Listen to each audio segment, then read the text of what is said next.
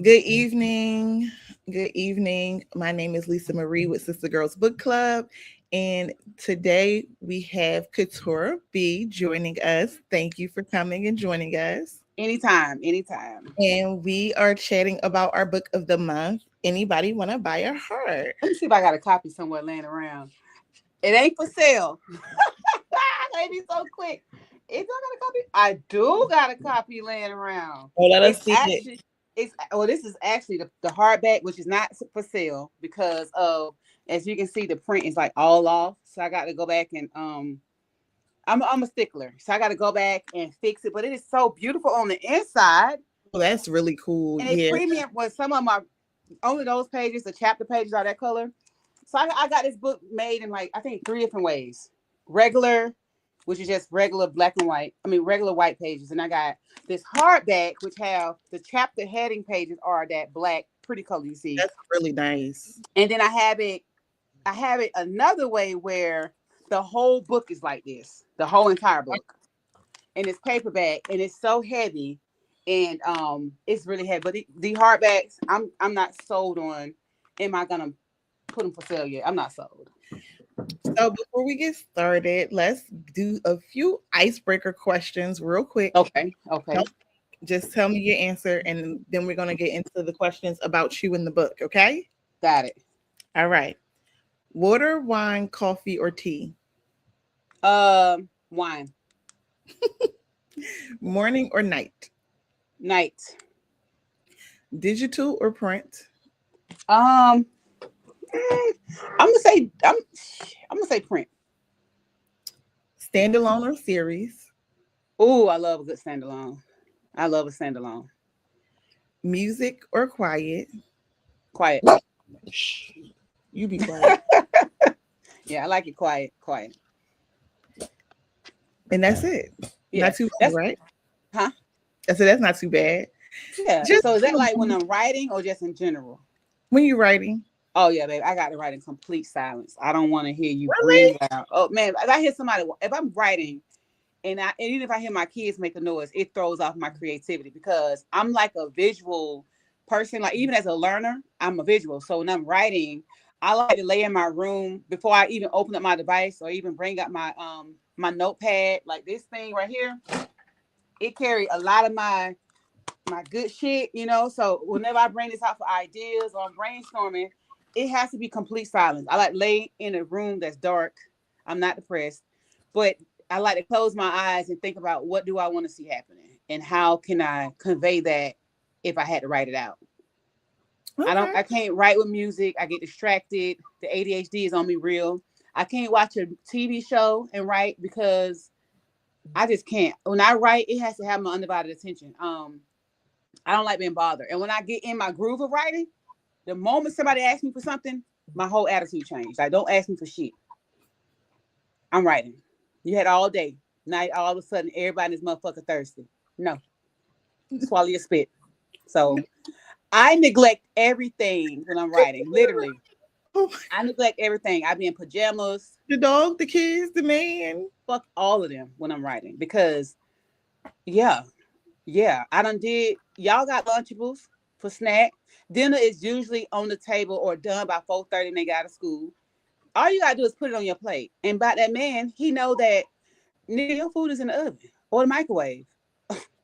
And the dog know that he gonna get walked 3 times. So please don't bother me right now, honey.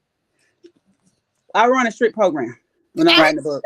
I literally wrap it up. Wrap it Yeah. up. When I'm writing a book, I need for them to understand that this is how I would say I pay my bills, but shit, I live in the house. My husband, honey, I'm kept.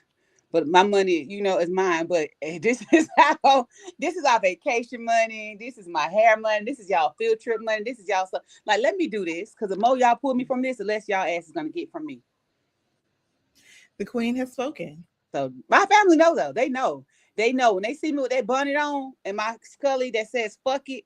I got a beanie that says fuck it. When they see that fuck it beanie on and they see the moo-moos getting switched out 3 times a day or the extra large pajamas and the hoodie, and I'm walking around here literally slumming, that's what I call it, they know I am in the lab. Is that where the slums comes from? That we're not here to talk about that, but that's just the slums, baby. Yeah, we need to talk about the slums next. When part 4 drop, I'll let you know about that off air. You know. I want to say, well, it's not done. That is that is one of the messiest series I've ever read in my life. Thank you. I'm so happy that you feel that way because like I fucking love that book to death. I was reading part 3 the other day and I was just smiling so hard. It's nobody to root for in that book. As soon as I thought I could root for old girl, the sister, I say, why would you do that? But it's called the slums. Like it literally, like a happy ending, baby. Happiness is subjective. It's very subjective. It's what the fuck ever you make it, baby. It's happy to her because she ain't got to keep busting down 1 pack of noodles, sharing it with her kids. So this is happiness to her. You know what I'm saying? That is, yeah. But we're here to talk about anybody with a by heart tonight. But we will, the slums is definitely something that because I think people need to understand. Like, I think what you do a good job of in that series, particularly, is showcasing that some of the stuff that we see in those environments is really a mindset. It's really you have. And what I love about that, and not to get off topic, I like that the readers understand that. Like the ones who have read the slums, the first thing they say is like, it is so relatable, but not my life, but to somebody else's. I'm like, that's the purpose of me writing. You see, like sometimes, like I grew up around the corner from the projects, and I used to not understand why so I didn't grow up in the projects. I grew up like literally maybe 3 blocks from the projects, and I never used to understand the mindset of why would you keep generationally keep doing this and doing this and doing this. And now that I'm older, it's like when they say your mind is your biggest jail, that is what it truly is. Like their minds are their jail cell. Like you don't have to lock these people up. They are already conditioned to believe at all of this. Because at the end of the day, any of them could have made it out. All of this strife and struggling, and you have some type of empathy because all of it is not their fault. But at some point, like ownership, accountability, like you gotta get on accountability, and you have to be able to say, I don't want this anymore. That's what I did as a kid. I saw how I was living as a kid, and I was like, I don't want to live in the hood when I get older. And you have to start looking for opportunities, and some of those opportunities won't be ones that feel good, but they can change the trajectory. See, the military was my opportunity. Okay. And I saw that as like, I could have went to college. I was gonna go to Spelman for journalism, but I also knew that I needed discipline mentally. Because I was one girl out of 4 brothers. I'm the only girl. So a lot of whatever I want, I got. It's not to say that I was a spoiled brat, but I just felt like I needed to see the world. And I needed to also be disciplined mentally with knowing that I can do whatever the fuck I want to do if I just do it. And I don't feel like I would have stayed that way had I stayed in my environment, because everybody around me was getting pregnant, on drugs, or became one of them girls. I didn't want that for myself. And where are you from? Where are you Orlando. From? You're Florida. And that's so interesting. So you are from Orlando, because the Orlando that we see, of course, is not what is projected and what you discussed. Like when people think of Orlando, they only think of clearly Disney. Like that's what they think of. Yeah. And Disney is not in Orlando. Disney is in Lake Buena Vista, Kissimmee. But that's not how people.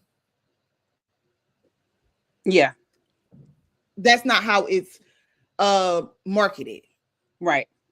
Yep. That's it's marketed as Disney's in Orlando, Florida, and it's like, no, it's where you get off the plane at. You get off the plane in Orlando, and you have to drive 45 minutes to an hour to get to Disney. And I'm a Disney freak, so I know that. But a lot of people, because where you get off the plane in Orlando, the city, and then you have to drive 45 minutes to an hour to get to Disney. Mm-hmm. And around Disney, it's only resorts. Like it's only Yep. hotels. Like it's not there's not a lot of community in that Mm-hmm. area.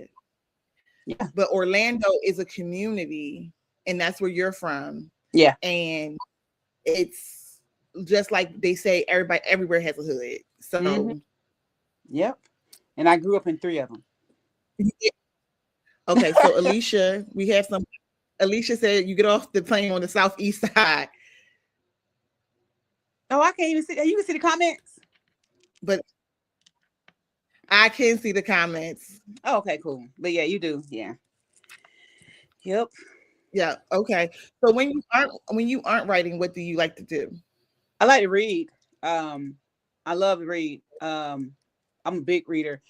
I love paperbacks, so I try to collect some. But I like to read old stuff, like back in the day. Nori is one of my favorite authors, so I love to read her catalog over and over. Um, and what else I like to do when I'm not reading? When I'm not writing, I like to watch comedy. I can watch comedy all day. I love the Wayans Brothers. That's probably one of my favorite TV shows. I can watch it over and over. I think the 90s, I think I'm stuck in the 90s a little bit. Okay.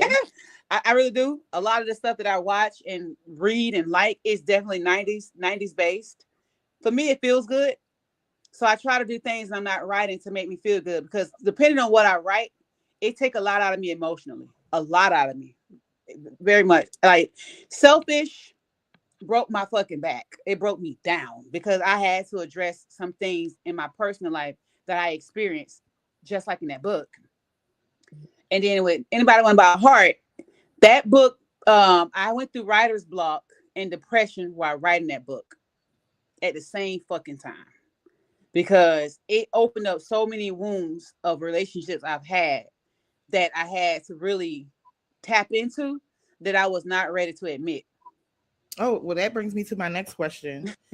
Like, where do these ideas come from, and how do your stories find you? Do you um and where are the origins and inspiration specifically behind Anybody Want to Buy Your Heart? So my ideas usually come from experience. I cannot write something I have not experienced at all. So one thing I like about myself is I don't write fairy tales. I don't try to write happy endings. I try to write what's realistic as far as what I know. I can only write about what I know.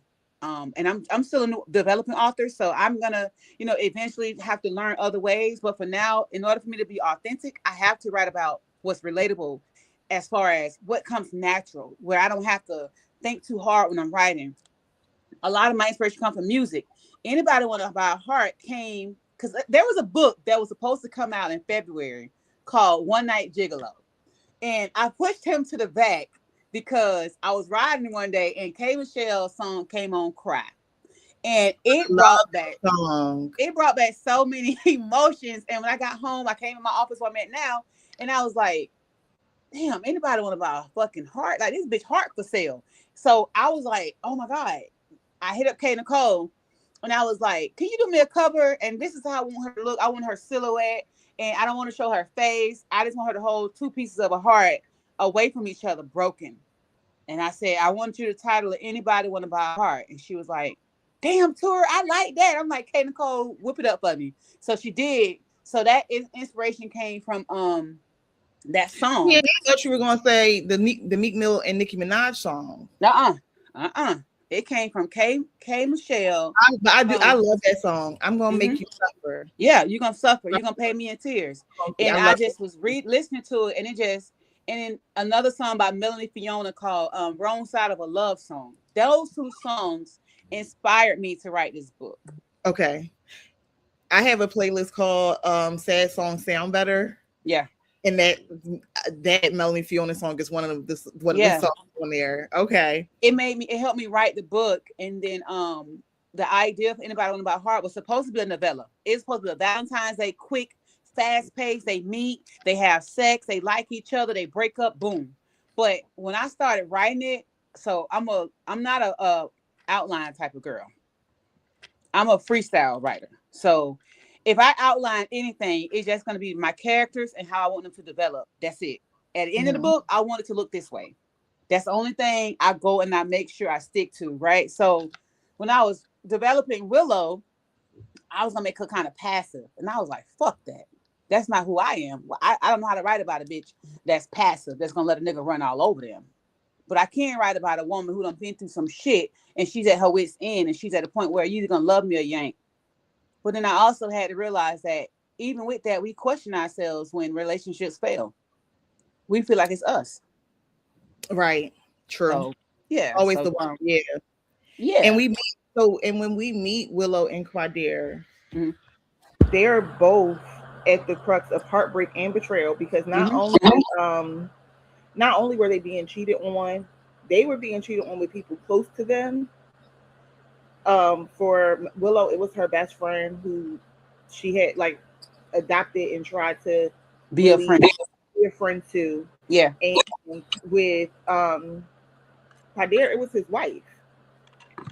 It was like that. This was his wife, and I want to talk about her a little bit later on. But why did you feel it was important for readers to understand their viewpoint on love, trust, and loyalty, so that they could sympathize with these characters? Because I feel like we all been there. And a lot of time men carry their baggage different. They not gonna admit she hurt me. I feel this way. They're not gonna admit it, but they gonna fuck every bitch that comes around until they feel better. And they never gonna feel better. Like, so I took it from that standpoint because I'm like, I wanted people to relate to Willow because sometimes your friends, depending on how your friend is, can really, really, really, friends can break your heart. And I don't even think Willow was really mad at Fallon. She broke her heart. Like, bitch, you hurt me. You know, like I'm hurting, you know.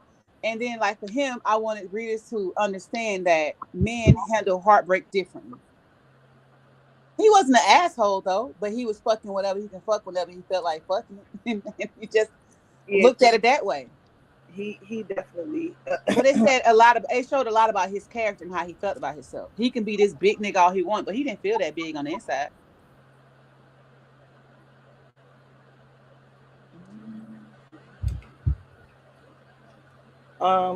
Yeah, I think that was important to show.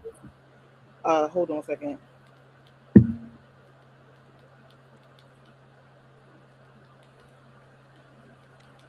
They're hearing some sound on the other. Okay. Try to see if I can move some stuff around. I think it's my computer overheating quite actually. Oh, see, that's why I got on that phone, because my computer be doing what it want to do. Yeah, I think it's actually my computer fan that they hear. My computer is okay. Like, you know how your computer. Yeah, I think that's what it is, but that should fix it. I definitely feel you on that because even Quadir's mom had to sit him down and like with their scene when he walked in and his dad was there. Yeah. And she was like, I have to take like anything I let this man do at this point, it's my accountability. That's not for you to carry anymore. Like I'm the parent. And I also, you know, I that's actually my next question about Quadir. Like his anger doesn't just stem from the situation with Tara said and the guy he took out in the beginning of the book. His anger is childhood anger that he never addressed from seeing his mom, like seeing his dad take their last and do, you know, his hero, like literally abandoned him. He has abandonment issues. He has abandonment issues. And sometimes, you know, in men and women, I think it shows up in relationships. You know, you hear like these buzzwords all the time on the internet now. Or not buzzwords, but people make these therapy techniques buzzwords. Oh, you are anxious attached, or you are a whatchamacallit attached. We only discuss that when we're talking about women in relationships. Right. But in Quadir, you actually see that because he had no business with Terry. And I want to go a little bit deeper into that later. He had no business with Terry. But because he wanted to prove that he could create stability because of this issue from his childhood, he hurried up and he rushed into stabilizing that relationship because she got pregnant. And his abandonment shows up in anger. And it's not just the anger that he feels because he feels like he was put in a situation to have to fend for his mother and himself, but the anger of abandonment. Um, He was. I like Quadir though. A lot of people had their opinion about him, but for me, I like Quadir. I liked him a lot. I didn't dislike him. I just felt like he should have groveled more for Willow in the end. I feel like she gave in too easily, and I feel like that he should have had to jump through a little more hoops, and not just come in the end and be like, I do love you. Like, no, I feel like he should have, and maybe he did, and we just didn't see that. But Willow should have took him through a ringer. That would be my only complaint about the Quadir situation, because you don't get to just show up 6 months later and say I love you. No, you got to do something. My thing is that everybody's reality? I just feel like I've been in relationships where I've been hurt, and I ain't gonna lie, like even when I go through with my husband, I forgive him instantly with a fucking hug, because I'm at the point where I'm done fighting with you. I'm not saying she had to fight with him. Right. I just feel like it should have been a little bit more, like just a little bit more of pressure, just a little bit more. Like he applied pressure to get her. So I want the same amount of pressure for him to get her back, because now because you applying pressure to get somebody, you don't even know if you love them yet. But now you saying you love this person, and you know that you know how they are. I think my issue with people like Quadir is, you know what she went through. She was very upfront and honest and vulnerable and shared everything with you. So for you, you can't just now pop back up. You can't just I love you, and that's the end. That would be my only issue. Like, well, I'm sure that's not the end. I am positive. You do know that there is a spinoff, right? No. Yeah. Did I miss that? Well, I wasn't gonna put it inside the book because wait a minute. Did I miss something? You probably did. I be reading the reviews on Goodreads. Wait, everybody's so mad when you telling me this. Come on, come back. Huh? I be reading reviews and everybody's so mad about the ending, but in my mind, I'm like, there's a spinoff. So I just wait. You froze. Okay, is it back? Yeah, you are too. Is it still froze? It's not frozen on my end. Is it still froze on your end? Oh, it didn't freeze on the live. It's just on my side, so it's fine. Oh, okay. I was like, hold on, it ain't freeze over here. But I can hear you, but I for some reason the picture froze. Okay, but yeah, they got a spinoff. So you saying it's a spinoff that wraps up their relationship? Y'all gonna have to read it. It's a spinoff. It is centered around Izzy and Black. However, it picks up where anybody want to buy a broken heart. It picks up where that book left off. So, and I definitely didn't know that, because that's one of my questions. That's actually one of my questions. But let's back up some. All right. So let's finish talking about Quadir.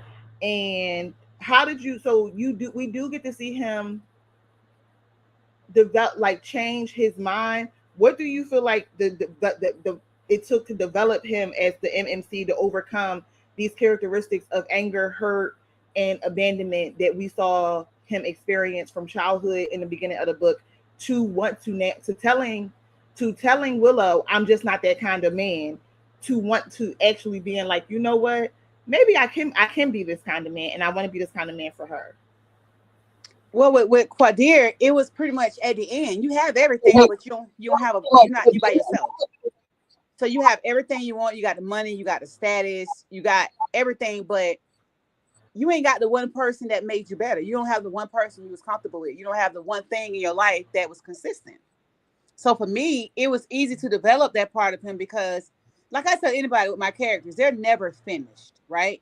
But as an author, personally, I'm not going to write every part of their life. Like, I'm not going to write, oh, then he did this and he did that, because I want to leave something to the reader's imagination for you to figure out, or for you to think, or have your own interpretation of what comes next. But with Quadir, I feel like when I was writing him at the end, and I ended the book in his point of view on purpose, because I feel like with Quadir, he had the most to learn. He had the most to grow. He carried the most fucking baggage. He could say whatever he want. He carried the most baggage because he wasn't consistent with how he felt.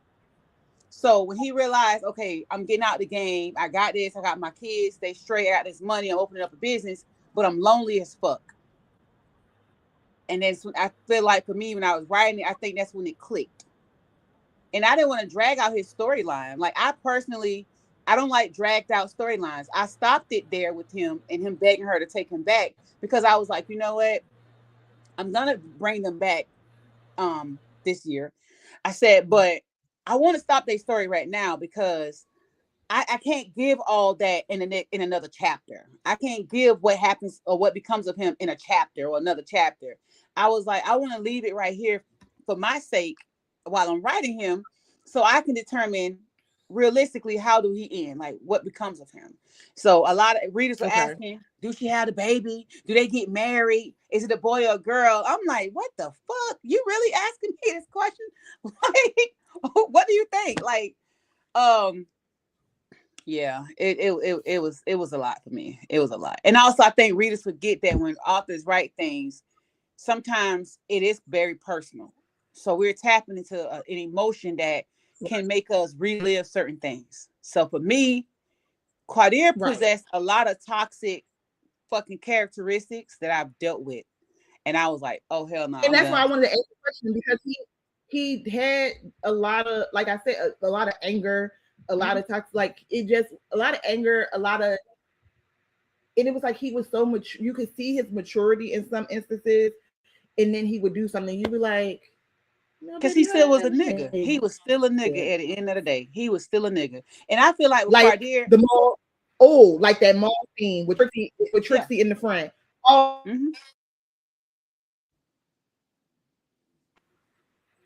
oh, now yours froze up a little bit. Yo, I don't know if they can see that. You froze a little bit, boo. There you go. All right, you back? Oh, okay. Yeah, you had froze a little bit. But yeah, he just had some shit going on. But he comes back in my next in the spinoff. So y'all will get some more Quadir and Willow, but yeah, he was a trip. Okay, and Miss Willow, I want to talk about Willow because her childhood was the opposite of his childhood. She had both parents who loved each other, who loved her, poured into her, were in a loving relationship, even though she lost her dad young. But she still fell for a man like Contrail. Like what does that say about a woman? Like, they always say like, oh, certain women would never fall for a man like him, and it's like, but he was manipulative. So let's be real. We don't, how can I put it? You don't really know how a person is until you've been with them for a while. I ain't never met a motherfucker that is who they really is on first sight. Contrail was their high school sweetheart. Like, it was in high school. They had puppy love. So you meet somebody and y'all in high school and y'all loving each other. You think that shit forever. Because I know for a fact when I was in high school, I thought this big black nigga I was dating was going to be the end all be all, baby. He won't work a damn. You couldn't tell me that. You couldn't tell me that. How could you say this? And I didn't know I was worth more until I left to go to the military. That's when I was like, oh, I don't need that shit. So like with Willow, she had a dad, she had a mom. She had people that spoke life into her, but we are hard-headed, baby. The hard head is a soft ass. You can tell me all day, don't touch that fire, but I want to see how hot it is. So Contrail may have been a dirt bag. He ain't shit ass nigga, but I'm sure in the beginning when she was talking about how they was like, thick as thieves, that was her first love. She loved him. He wasn't always like that. It's when he got money, he started acting like that. Because nigga ain't never had shit. And so to that point, and sometimes loyalty can be your downfall by being loyal and waiting for this person that you thought you knew to come back around and be this person that they were in the beginning. Right. And not only, I think for Willow, not only did she experience heartbreak and betrayal of her first love and best friend, but also a medical devastation. And from that outcome, the one decision that she made to save her relationship, it continued to follow her through the rest of her life. What message did you want to convey to readers by having her experience that? Well, that has happened to like somebody I was really, really close with at one point. And I always used to just wonder to myself, like, damn, girl, because you ain't got the nigga no more. Now you can't have kids no more. But I wanted women in general to always choose them. Because Willow she had a mom. Like, she had a good support system. But I just feel like when you're in love, you do dumb shit. But I put that in the book, just let people know that one decision can alter your whole life. Like, your whole life. I'm not knocking nobody who don't got abortions, nothing like that. I'm not knocking any of that. Your body, your choice. I'm a woman first. But I just wanted, when I put that in the book, I just wanted Willow to realize her worth. Like, it was not worth it. KuTura wasn't worth shit. Literally. He was not a damn. But she loved him. So she was like, you know what? And he was like, oh, babe, you get rid of the baby, then we'll have another one. That shit right there was real life. I done heard that before. Not from me. This coochie cough out babies. But I done heard that before. And I'm just like, what? So yeah. I love Willow. My heart broke for Willow. Just based off of, she was young, and she was so young with all of this going on. Like, in your 20s, you think you've grown. I actually theorized that you need more support in your 20s than you do as a teenager, because especially with the way the world is changing and the way the world is set up these days, you think that you're making, like, these decisions that you're making, like you said, they can make or break you in some ways. Some decisions you can pivot from, you can fix, but some decisions do have repercussions and consequences. And granted, by the grace, she was able to, sustain a pregnancy and have a baby, but that was not a guarantee. And it's like, and I also looked at it from the standpoint of, she wasn't supposed to have one with him. Right. And I actually, I hear about that a lot in real life. Like, I know people, like how people in real life who had been with somebody for long term and could not get pregnant or could not keep a baby. And then they get with something and they have it made up in their mind that they can't. They like, oh I just can't.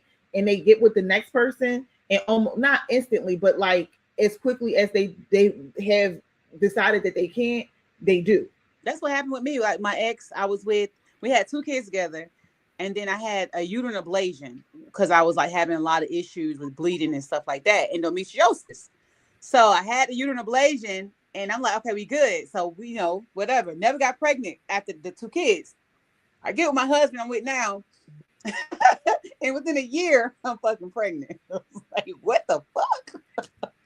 I thought this couldn't happen to me. I was like, I thought I can't have no more kids. And that lady was like, are you a woman of faith? I was like, yes, ma'am. She was like, so no, this supposed to happen. So yeah, that's why I made the mothers in this book. I made them very, very positive. Because I'm known for writing ain't shit mammy, baby. I can write a bad motherfucking mammy in a heartbeat. But I wouldn't like mothers in these books be terrible. I keep wanting to ask authors, what is up with this? Why is there so many terrible mothers in these books? Because not in this reality. Book, as a teacher, as a former teacher, I done seen a lot when I have conferences with a mom and a daughter. Like, I done, oh my God, I done seen a lot. I had experienced a lot. My mom growing up, us having, just growing pains, but we're close now, but just growing pains. But I never had it like these, not like them. But Quadir mom reminds me of my mother-in-law. One thing she's gonna do when he fuck up, baby, she is gonna hold his ass to the fire. She don't give a fuck. Those are my kind of boy moms. Like, yeah, I love my mother-in-law. And then like with my mom was more like Willow's mom. Willow mom was like, I'm on my way. I know you ain't gonna let that Beetlejuice looking motherfucker ruin your day. My mom was always looking on the bright side. But Quadir mom is more like, like when it comes to raising a son. I always tell myself, we don't make it work. I'm still married to your mom. Period. That's my love mom. Her to death. Like, I love my mother-in-law. I do. Love. Yeah. Let's talk about Terry for a second, and I want to talk about Terry. Baby, Terry was trash. Terry was trash, but I think Quadir never. I said this earlier. Quadir never belongs with Terry, but every hood has a Terry, right? but I think this book presents a great opportunity to talk about grooming on a spectrum that we don't see often talked about in our communities, where you have these older women in these communities seeing these young men, whether they hustling, doing something legal, like, but they see their potential and they hop on it. They see their and they stick their claws in them, and they're usually 4 to 5 years older than them. It's very predatory and manipulative. And we always talk about older men, like just as a community in conversation, right? Older men on younger women. But this is the same thing. And Carrie was, to me, a predator, because even though she was only 4 to 5 years older, she was a fucking predator. She knew what she was doing. She picked him out of everybody she was with. Yes, she got pregnant on purpose. And we need to discuss these unequally yoked relationships when it's flipped. When it's, you know, we always talk about how men manipulate young girls with money and opportunities, but Terry manipulated Quadir, and we see this a lot in the hood just as much as we see it, but we don't talk about it, and we don't discuss it. So and it's I don't want to get off topic, but I did the same thing in the slums on purpose with Deja. I don't know if you read it yet, but I did the same thing. Her messing with her son. What you do? The reason why I do that, you're going to see that a lot. That's a trend. That's something. That was the only person looking out for you, and you going to sleep with her son? So that's like, even with anybody went by heart, that's something that in my books you're going to see a lot of, because when I tell you, they always talking about, you know, the R. Kellys of the hood. Well, baby, we got some motherfucking Rikishas. Like, we got some women that really love these young niggas in the hood, let them drive their car, be fucking on them, you know, babysitting their children, and they literally be like 8 years they senior. Like, you 8 years older than this nigga, and you like, what? That happens. And then the young dudes be thinking it's so cool. Yeah, they be thinking it's so cool. And that's why I wanted to talk about it, because it happens a lot, and they're like, but it's not exploited the same way as it is vice versa. It's a man. If it's a man, it's like, and I'm not saying both parties are wrong, the men and the women that do that, because I'm not fucking nothing that's 10 years older than me, and I ain't fucking nothing that is 2 years younger than me. That's disgusting to me. So I just never saw how that you 30 years old, you attracted to an 18-year-old boy. What? Age doesn't make you a man. And they really do kind of line them up in a way. Like, they line them up, like they see who has that potential, whether it's a ball player, a hustler, somebody who's doing something else. Yeah. It's like, you see this, and it's like, why is this not a conversation? It's so predatory. It's so manipulative. It's not going to be a conversation because everybody's so fucking sensitive. That's why. And for some reason, they just feel like men do it and women don't. But women do it too. They do it too. Women. Man. And Terry was one of those. And she went out. She was so disgusting. Her and Candy, little dusty ass. I love it. You know what I struggle with? I'm sure they have a sad story. I am positive that they have a sad story. Right. Like, but when I originally wrote it, I was gonna have Terry connected to Sid and kind of make it look like something that's like it's like a plan, you know, come up. But then I was like, I'm gonna go ahead and flip it around, you know. But I wanted to throw Terry out there because, you know, she saw the glamorous life, she saw the potential in Quadir, but she didn't want the life. She didn't want to be a wife. She didn't want to be a mom. That bitch wanted to secure a bag, and he still got rid of her ass. The first time he got hurt, she was like, I'm out of here. I'm gone. Right. Yeah. And it's like, I want to empathize. I just have a bleeding heart for humans. And I want to empathize because I'm sure she has a sad story. But how we discussed in the beginning, you got to take your sad story and have some accountability about the choices you make, because you were in I think in the book you said she was in her 20s, her late 20s by the time they had that first baby. And so that means you knew what you were doing. And I don't know. It's just like I'm like when you look at people in these predicaments, you feel bad for them because you know that they're not coming from much and they don't have much, and all of these factors play into their mentality and their mindset. But at the same Or time, what if Terry was just a fucked up motherfucker? She just fucked up. Like she ain't got no sob or story. or Just on the flip side, I have to come to grips with the because when I that thought some about people. Terry, I didn't feel like when I was writing her, I was just like, ain't nothing wrong with her life. Ain't nothing. She can go get a job like anybody else. She just an ain't shit bitch that want to be kept. And she thought she had secured the bag. And she did until she thought he was dead. And then And all yeah, hell it's broke loose. just And now she's and begging. it's how she. And then I don't like how people like her, how they like you. We talked about there are really deadbeat moms out there, like how she started treating her children. No It's matter what horrible. goes on between you and a man, you're not supposed to do that to your But she children. never wanted those kids. That was a meal ticket. Um, so yeah, that was what I wanted to say about Terry, about her being a Mhm. predator, and I think we need to start calling it what it is. Right, right. Um, that same title on it. Hmm. Last question: why is it so important to show friendship as much as romantic relationships and love stories, like with that of Willow's and Nina's? You mean Willow and Izzy? I'm sorry, Willow and Izzy. Yes. Yeah. Because so my best friend Blue, that's my Willow, right? So not everything Willow went through, but that's my Willow. And also Willow is that part of me I think that I am now. I'm more like calm, laid back. I'm always asking why, but I was easy up until 6 years ago. I was so easy up until 6 years ago because I didn't give a fuck. Man, you got everybody had me fucked up. And I feel like when you friends, that dynamic it has to be that way, right? So like me and my best friend, one of us got to be the soft one, and one of us got to be the harder one, because we both can't walk around here going to jail. So we have to pick and choose. We got to pick and choose. Right now I'm Willow, and right now my best friend, she's Izzy. But 6 years ago, I was like Izzy, she was like Willow, because I was the one. She like, oh bitch, it's time for us to go. But now she's like, best friend, you got too much to lose. Let me handle it. So I feel like that friendship is very important because it gives balance, and you want a life outside of love. You want to be able to find somebody. You don't want to always confide in your parents. You want somebody that's like gonna always ride for you no matter what. I feel like in these friendships, 2026, you don't find that type of friendships. You know, Mhm. a friendship is hard to come by. So I wanted to highlight how sisterhood looks different for everybody.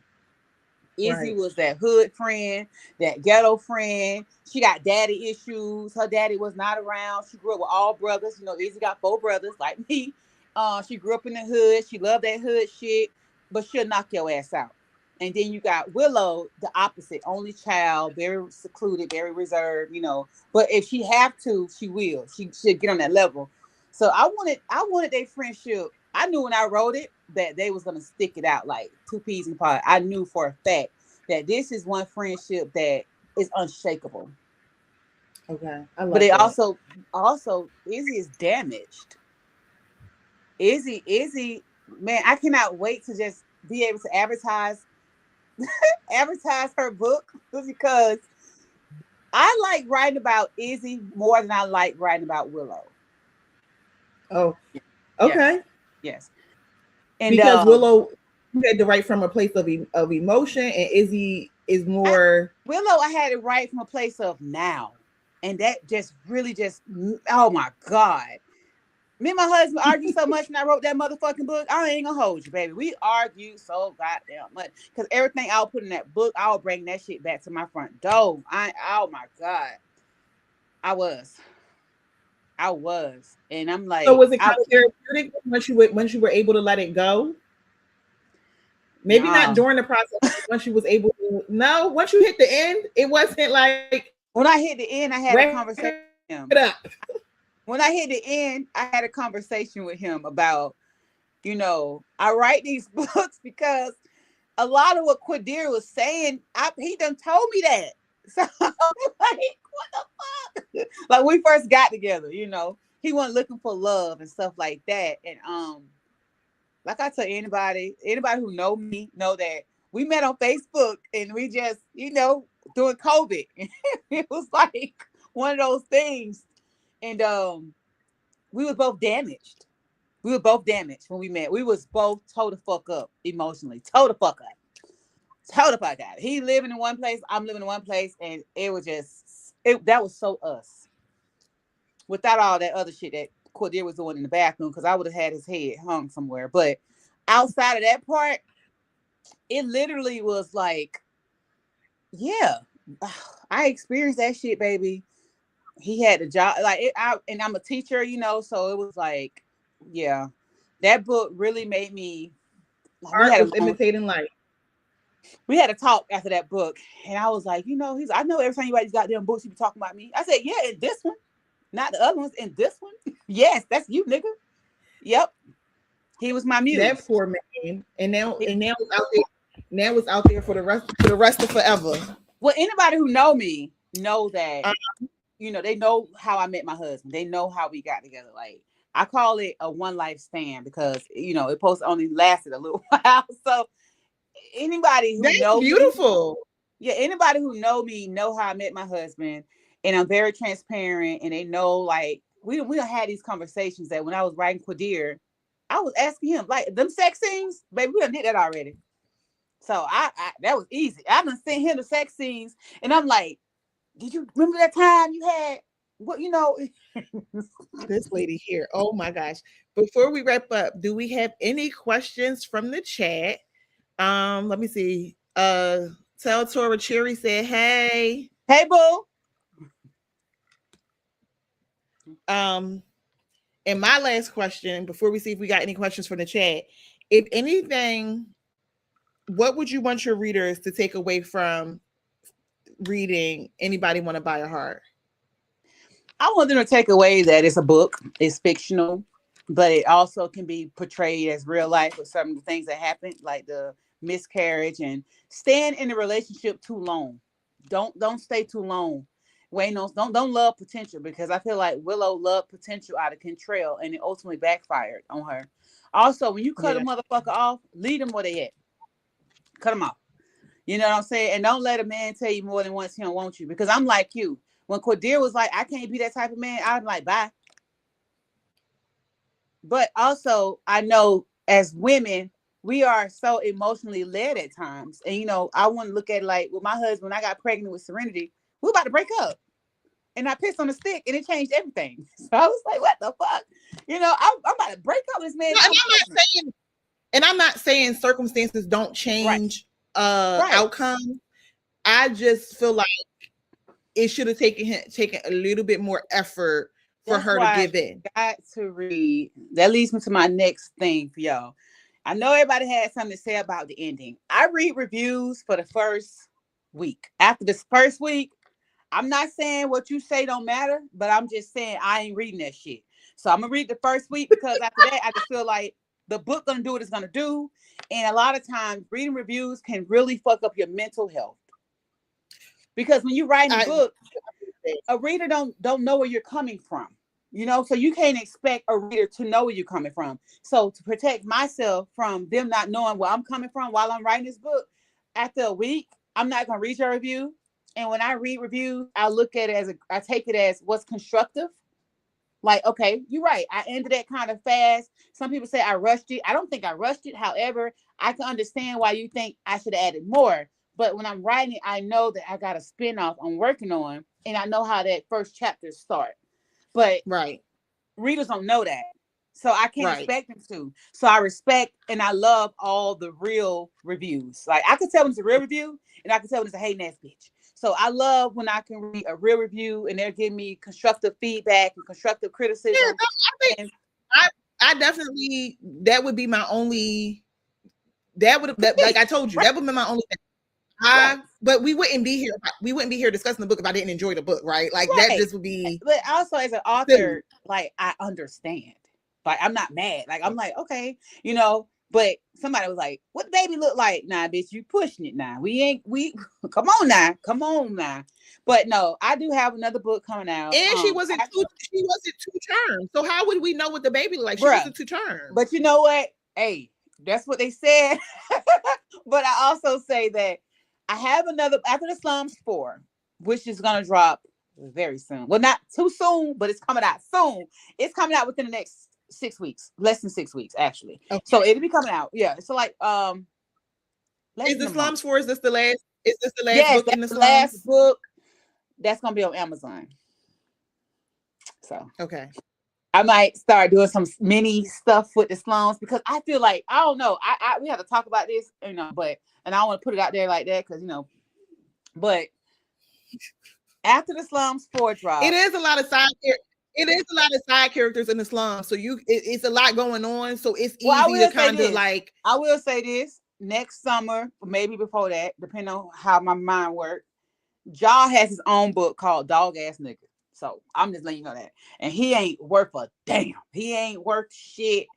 You talking about when you read this book, you gonna be like, I don't like this nigga. When I tell you, y'all gonna be so sick of this little young nigga. Like, but okay. So after the Slums drop in the next, I want to say 5 weeks or so, right? Okay.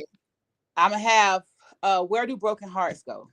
That's a spinoff to Anybody Want to Buy a Heart. And that'll be Izzy and Black's book.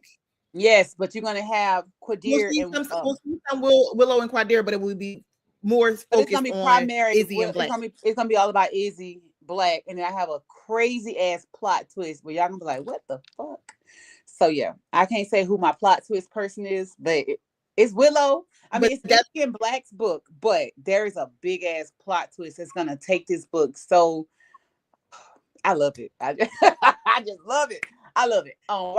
Writing with Izzy is fun, huh? And that maybe this summer. Oh, it's definitely coming out this summer because okay, so I got an audio deal. I got an audio deal for it already, so it's coming out. Well, congratulations. Anybody Want to Buy a Heart is coming out on audio too, very soon. So yeah. Well, that's amazing. Were you surprised? So, despite some of the reviews, were you surprised at the reception of Anybody Want to Buy a Heart? I was. I'm not gonna lie to you because it was a very well promoted, like from reader to reader, like in reader groups on threads, like people were talking about it. To, like suggesting I'm gonna tell you like this. Like I told my friend, as an indie author, I've been asked by what's it called? Some people call, oh my God, I had a brain fart. But I've been asked by publishers, hey, you want to sign with us? But I like being indie. I like picking and choosing what I want to write when I want to write it. I like picking my own covers. If you notice, I like simple covers. I like something that's pretty and that's it. But I did not expect Anybody Want to Buy a Heart to do so well because the industry is a little different sometimes. It's not the same. So I did not expect it to do so well, but I did expect my fan base that I've developed and my little tribe and my people, my village. I did expect them to like fuck with it because I communicate with them. Like I email them, like we have that rapport where, and my test reader, she ate it the fuck up. She ate it up. I said, you being biased. She said, Tori, this is my favorite book from you. I'm like, really?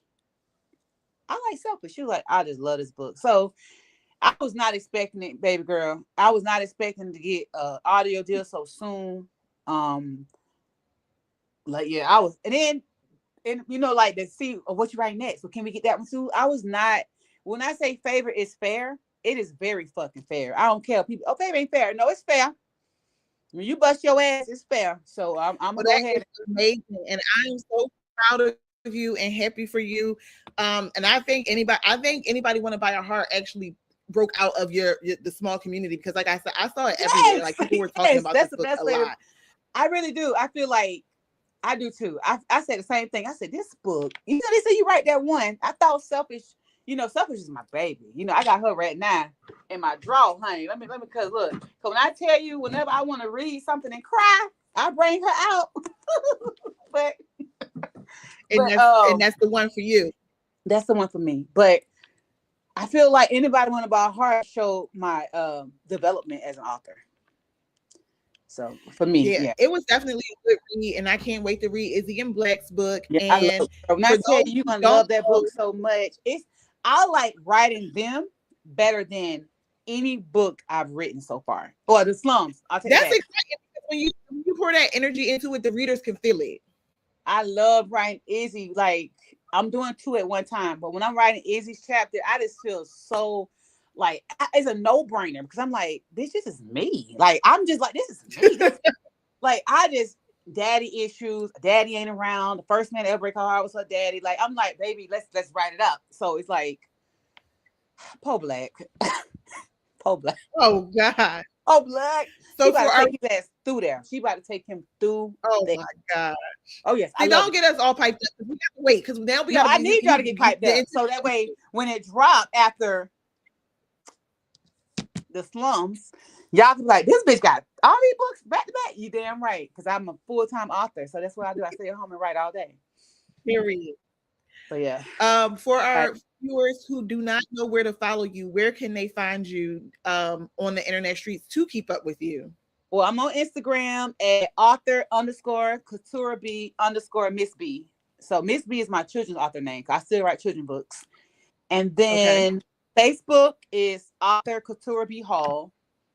I don't be on my author Facebook that much because it's so lame over there. So I be on my regular. Oh my gosh. Oh girl, it is. It's so boring. So do my personal Facebook because I like to interact. And then on TikTok, it's just author KuTura B. It's really simple. I just started going live on there like a few weeks ago. I go live here and there when they ask me to. So catch KuTura on her live. Thank you so much for joining us this evening. Thank you for sharing me, so girl, much wisdom and so much funny moments. And we are looking forward to it. And when we get the link, we'll put that out and tell people to follow up with the Where Do Broken Hearts Go? I'm ready for that one. Girl, they're gonna love that book. The cover is so pretty. Thank you, KuTura. Advertisement. You're welcome. Have a good night. You too, boo. All right. Yes, we want to see it. We want to see it. Good night, ladies. Thanks for joining our live. All right.